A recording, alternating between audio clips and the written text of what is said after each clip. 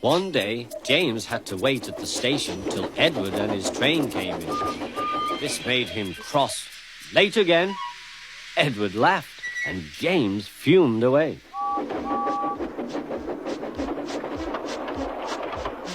After James had finished his work, he went back to the yard and puffed onto the turntable.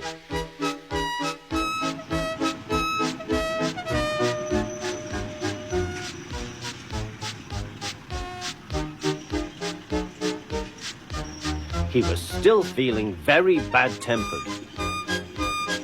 Edward is impossible, he grumbled to the others. He clanks about like a lot of old iron, and he is so slow he makes us wait. Thomas and Percy were indignant. Old iron? Slow? Why, Edward could beat you in a race any day. Really, said James, I should like to see him do it.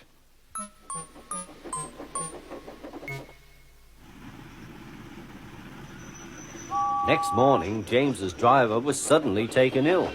He could hardly stand, so the fireman uncoupled James ready for shunting. James was impatient. Suddenly, the signalman shouted.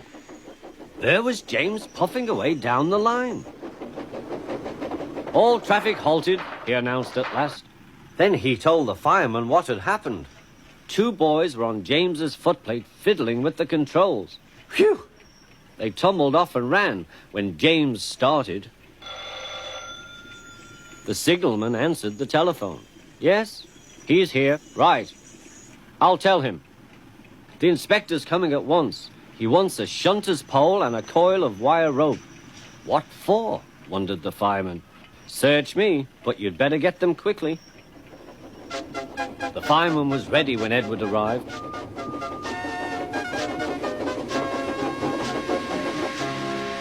The inspector saw the pole and the rope. Good man, jump in.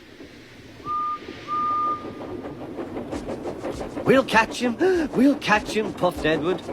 James was laughing.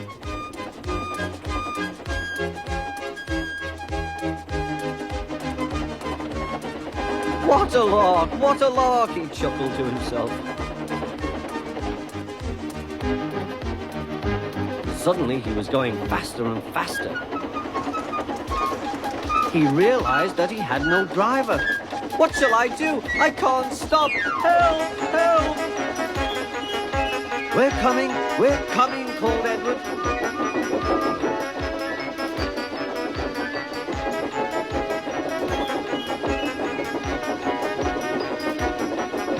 Edward was panting up behind with every ounce of steam he had. At last he caught up with James.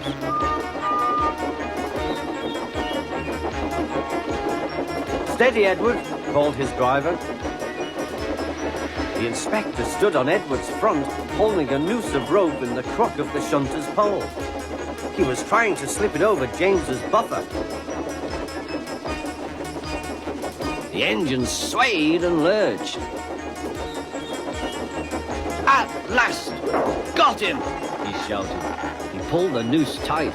Gently braking, Edward's driver checked the engine's speed, and James's fireman scrambled across and took control.